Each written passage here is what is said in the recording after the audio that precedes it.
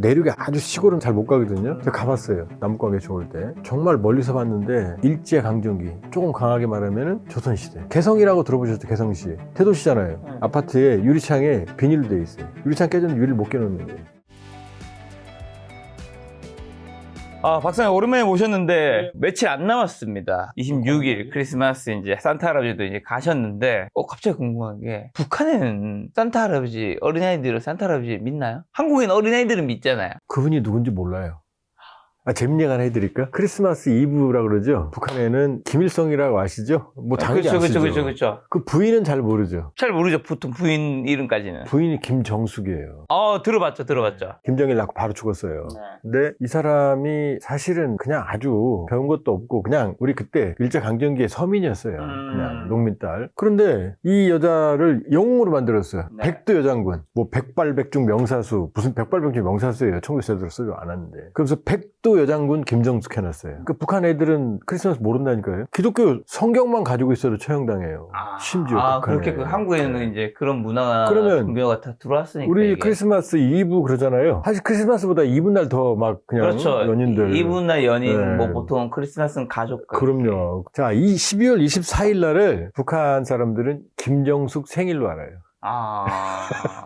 참 제가 웃지만 슬픈 얘기입니다. 보편사에서 고립돼서 자기들만의 북한 천동설에 매몰돼 사는 여전히. 우리가 북한이 유엔에 가입돼 있고 엄연한 하나의 실체로서 인정을 해야 돼요. 냉전 체제도 지났고 대립과 어떤 긴장 갈등보다는 화해 협력으로 나가야 되거든요. 그러나 확실한 건 저분들도 알 권리가 필요하고 고립돼 있는 왜곡된 정보 속에 홍수 속에 살아요. 그러니까 여기 오신 고위 북한의 공직자였던 분들도 오면 제일 먼저 놀라는 게 뭔지 아세요? 6.25를 남침이라고 하는 사실을 알고 깜짝 놀래요. 다 북침으로 알고 있었거든요. 참 이번 크리스마스 때도 참 씁쓸하게 지나갔죠. 김정숙 생일로만 알고 있는. 근데 더 재밌는 건 또 뭔지 알아요? 김정숙 생일을 그냥 지나갔어요, 이번에는. 왜요? 김정은이 이제 간이 부어가지고 이제 선대를 지워요. 김정은의 할머니 아닌가요? 할머니죠. 김정숙 생일날도 그냥 지나갔고 이번도 그냥 지나갔어요, 쑥.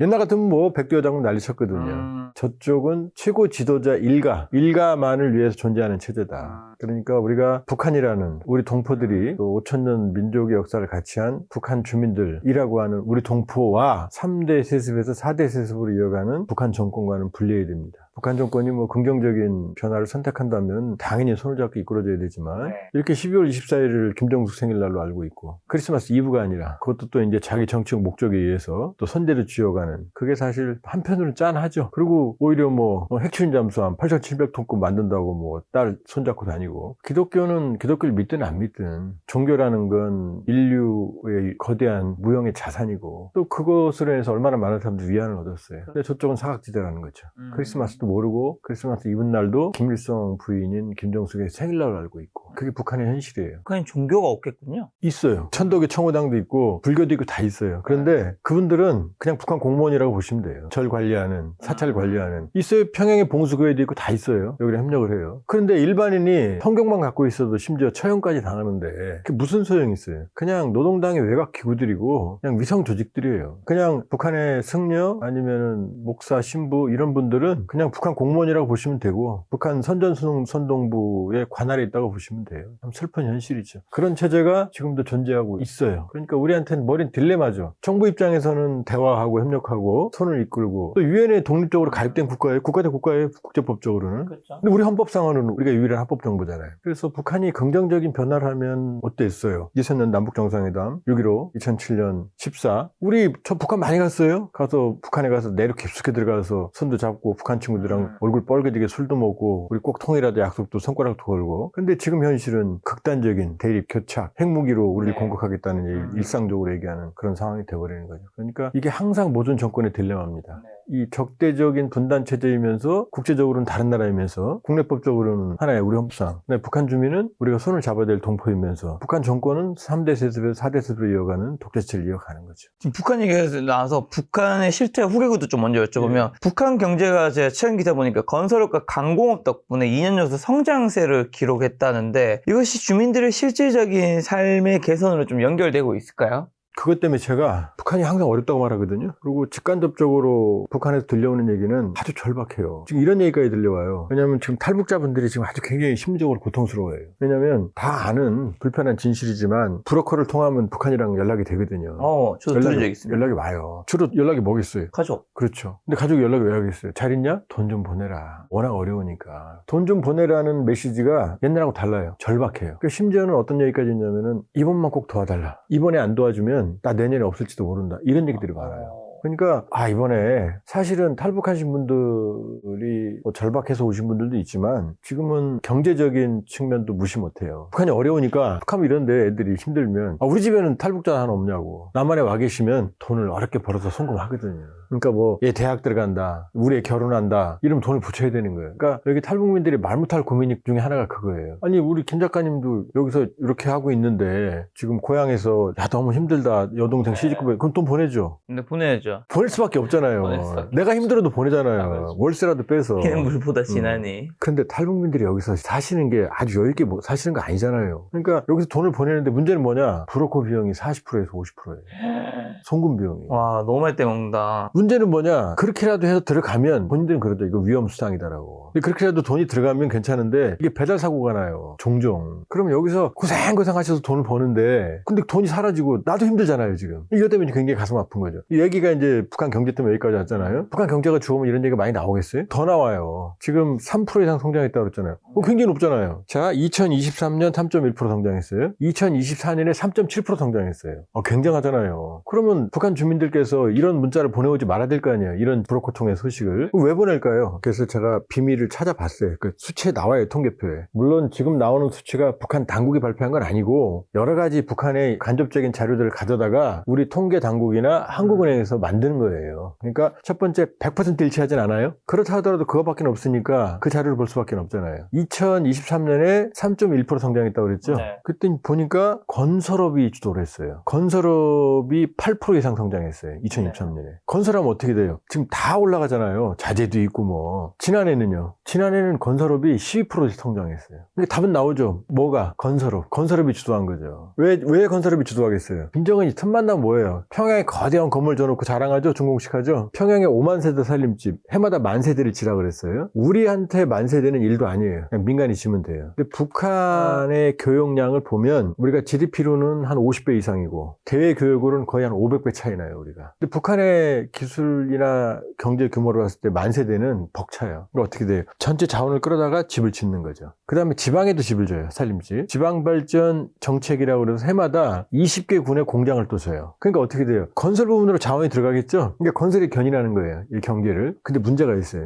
우리는 건설하면 어떻게 돼요? 임금을 줘야 되잖아요. 자재를 사올 거 아니에요. 네. 한밭집이라고 이게 정상 용어를 할 때 식당. 간이식당. 밥이라도 팔잖아요. 네. 그럼 돈이 풀리잖아요. 북한은요. 임금 없어요. 그 노력동원이에요. 자원은요. 국가가 들어오잖아요. 한밭집 이런 게 어디 있어요. 그러니까 양적인 성장만 하는데 더 큰 문제가 있어요. 자, 제가 2023년에는 8% 이상, 2024년 작년에 12% 이상 건설이 성장했다고 그랬죠. 그러면 여기도 지금 고층 아파트잖아요. 수돗물 나오죠. 전기 들어오죠. 저 불 틀면 가스 나오죠. 네. 건설이 8%, 12% 성장했으면 전기, 가스, 수도도 올라가야 되죠. 당연하죠. 재밌는 수치가 있어요. 2023년 8% 이상 성장했는데 전기, 가스, 수도는 마이너스 4.7이에요. 어떻게 마이너스가 나오죠? 지난해 12%라고 그랬죠? 전기, 가스, 수도는 0.9%예요. 이거 설명이 안 되죠. 전기, 가스, 수도는 안 넣어준 거죠.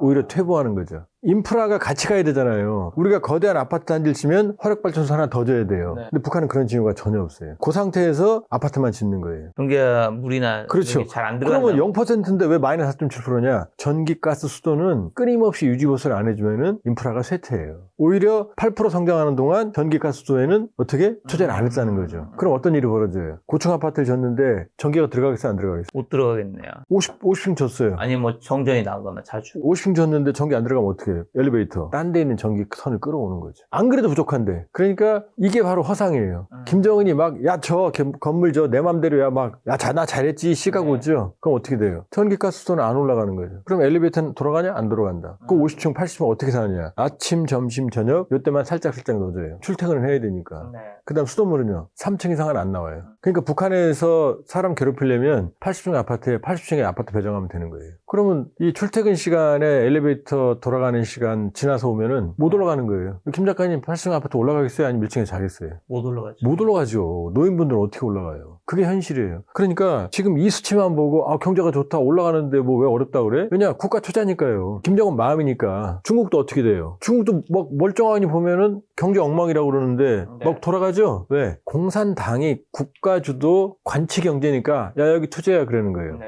살짝 중국의 속사를 들여다볼게요. 자, 미국이 한 국가 부채 한 120% 되죠. 난리 났죠. 프랑스 한 130%, 일본은 250%거든요. 큰일 났죠, 여기.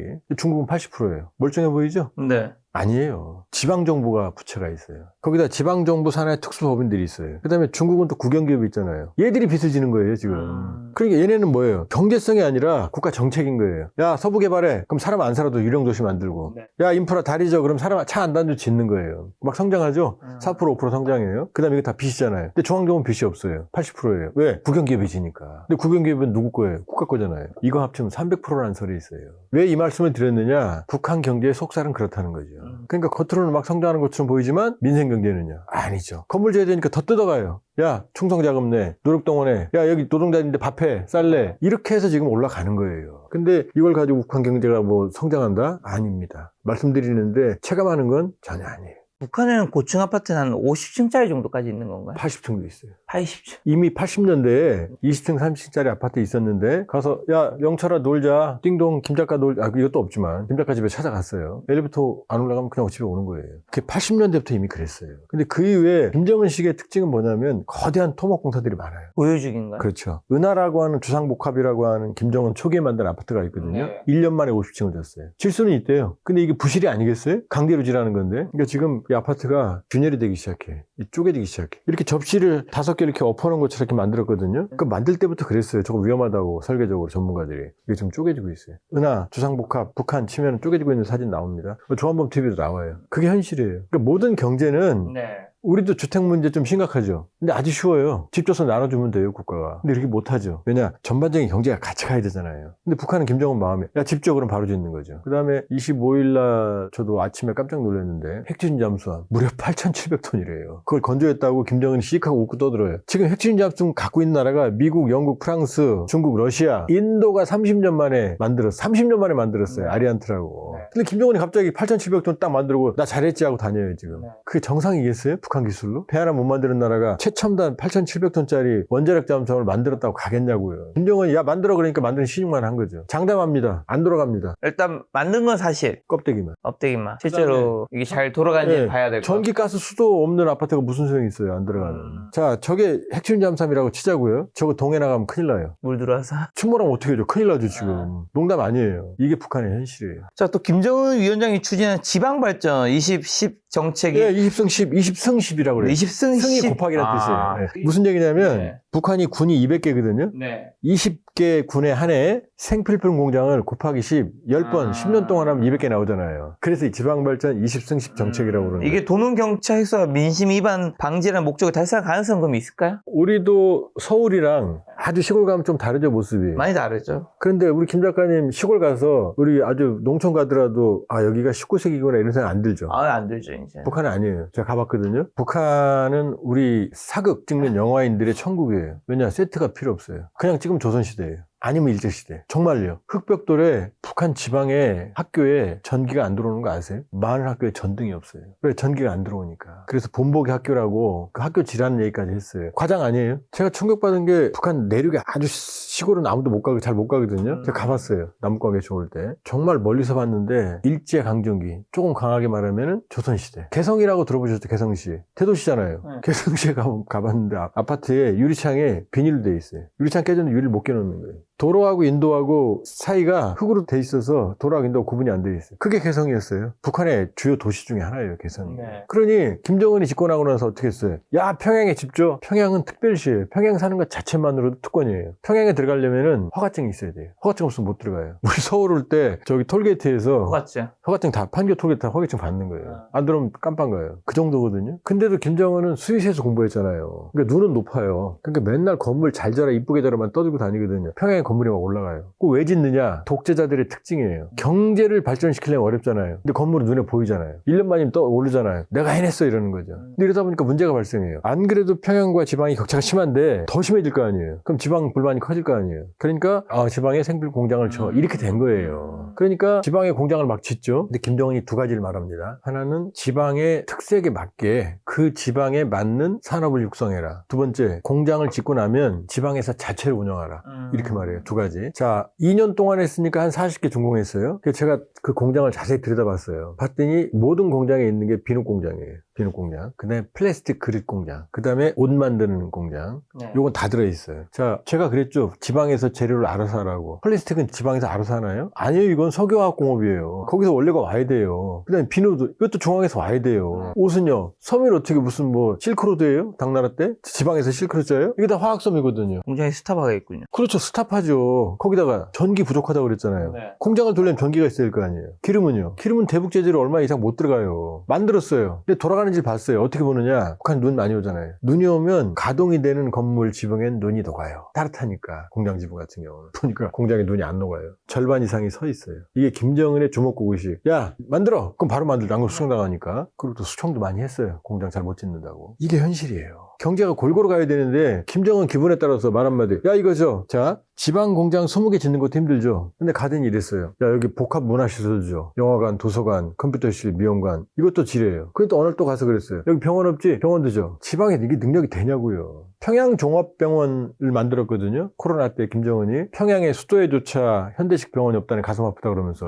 이제서야 겨우 준공했는데 자세히 들여다보면 의료시설들이 부실해요. 없어요. 왜냐? 의료기기를 북한이 만들어요? 우리도 중요한 거 수입하잖아요. 근데 유엔 제재에 따라서 모든 금속 제품은 못 들어가요. 이것도 못 들어가요. 이 심은 금속이잖아요. 볼펜도 못 들어가는 거예요. 근데 의료기기가 들어갈 수 있겠어요? 껍데기만 만들어 놓은 거죠. 껍데기만. 저 올해 또 북한 식량 생산량이 소폭 증가했음에도 불구하고 옥수수 생산은 감소했는데 이러한 작물별 수급 불균형이 북한의 식량 안보에 미치는 영향은 좀 어떻게 될까요? 그리고 또 북한 식량은 괜찮나요? 항상 한 100만 톤 정도는 부족하다고 보시면 돼요. 하루에 소비하는 먹는 것만 1000톤이에요. 하루에 2600만이. 근데 이거 말고도 뭐 사료, 공업용 많이 있을 거 아니에요. 그런데 한 100만 톤 정도 부족하거든요, 항상. 그런데 지금 옥수수가 줄었다고 그랬잖아요. 옥수수가 주곡이거든요. 쌀은 비싸니까. 그러니까 식량 생산이 늘었다 하더라도 옥수수가 줄었다는 얘기는 뭐냐? 일반 사람들의 생활 수준이 훨씬 팍팍해졌다는 얘기죠. 예를 들어서 지금 북한 경제를 어떻게 보시면 되냐? 지난해 2024년 초 북한 원이 1달러당 9,000원에서 8,000원 했거든요. 지금 4만 원이.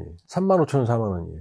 3-4배. 그럼요. 그러니까 이게 우리로 치면 지금 뭐 환율 1,400원 뭐 난리잖아요. 우리로 치면 6,000원이라는 얘기예요. 쌀값도 한 1,000배 올랐어요. 옥수수 값도 한 1,000배 올랐어요. 이게 현실이에요. 그러니까 나오는 숫자랑 실제 자세히 비교해보면 북한 경제는 멍들어 있다. 아니 먹고 사는 게 더 중요한데 지금 건물 짓고 공장 짓고 지금 핵심 잠수함 만들고 이런 데 돈이 들어가는 거 아니에요. 그러니까 펀더멘탈이 다 같이 가야 되는데 가난한 사람한테 롤스를 사주면은 운영할 수 있어요? 못하는 거 똑같은 거예요. 아니 누가 저한테 뭐 선물로 펜이라고 롤스를 사주면 그거 개인적으로 운영할 수 있어요? 타이 하나에 수천만 원 하고 백밀러 하나에 1,000만 원 할 텐데 못하는 거죠. 똑같은 거예요. 그러니까 경제는 펀더멘탈이 같이 가야 되거든요. 근데 김정은은 이게 안 되니까 자기 마음대로 하는 거예요.